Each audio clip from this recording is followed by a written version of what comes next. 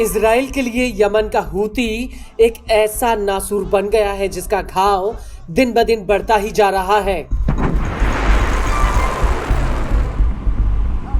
Israel को हूतियों से चाहकर भी छुटकारा नहीं मिल रहा है। हूतियों ने लाल सागर, अरब सागर और हिंद महासागर में न सिर्फ इजराइल से जुड़े हुए जहाजों पर भीषण हमले किए हैं, बल्कि यमन से दागी गई मिसाइल और ड्रोन्स ने इजराइल के कोने कोने को दहलाकर रख दिया है।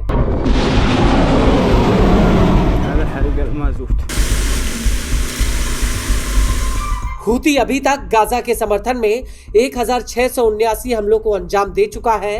गाजा में 18 मार्च 2025 के बाद जंग फिर से शुरू होने के बाद से लेकर अब तक हूती इजराइल पर 62 बैलिस्टिक मिसाइल और कम से कम 15 ड्रोन हमले कर चुका है।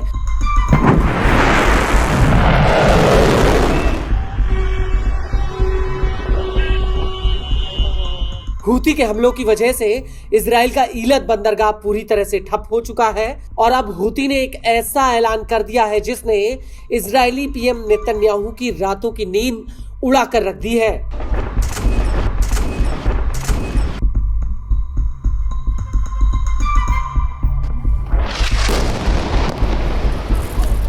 दरअसल हूती ने इजरायली बंदरगाहों पर चौथे चरण की नाकाबंदी का ऐलान किया है।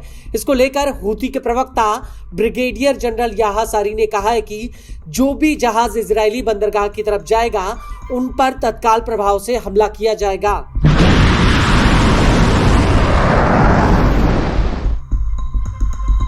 सारी का कहना है कि जो भी इजरायली बंदरगाहों पर प्रवेश पर हूतियों द्वारा लगाए गए बैन का उल्लंघन करेगा, उन कंपनियों के जहाजों को किसी भी हाल में बख्शा नहीं जाएगा। सारी के मुताबिक जहां तक यमन की मिसाइल और ड्रोन्स की पहुंच है, वहां तक इन जहाजों पर हमले किए जाएंगे, भले ही ये जहाज इजरायली बंदरगाहों पर कुछ समय के लिए ठहराव क्यों न लेते हो।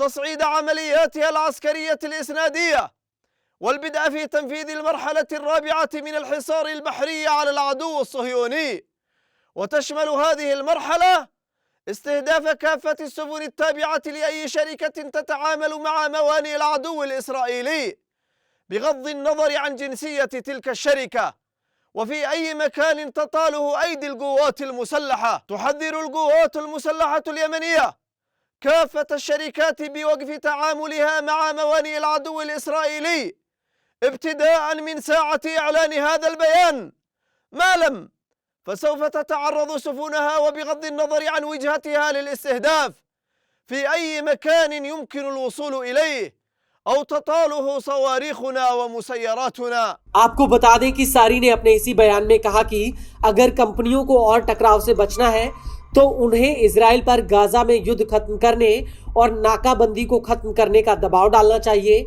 आपको बता दें कि हूतियों के हमलों की वजह से इजराइल को आर्थिक रूप से काफी गहरी चोट लगी है। नवंबर 2023 में हूती ने लाल सागर में हमले शुरू किए थे और तब से लेकर अब तक इजराइल का दक्षिणी दरवाजा यानी ईलत बंदरगाह पर 90% कारोबारी कामकाज ठप हो चुका है।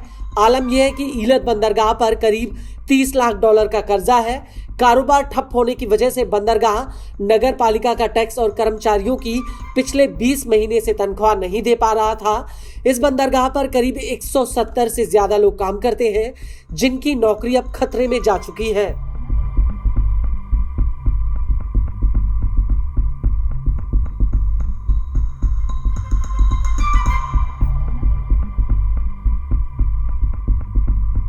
इसके अलावा हूतियों के हमलों से बचने के लिए कंपनियों को अपने जहाजों को स्वेज नहर वाले रास्ते के बजाय उन्हें सुदूर अफ्रीका वाले रूट पर भेजना पड़ रहा है, जिसमें एक जहाज पर करीब $8 लाख का खर्चा आ रहा है। इसमें एक ट्रिप पर करीब 36 दिनों का वक्त लग रहा है और ये पूरा रास्ता 11,112 किलोमीटर लंबा है।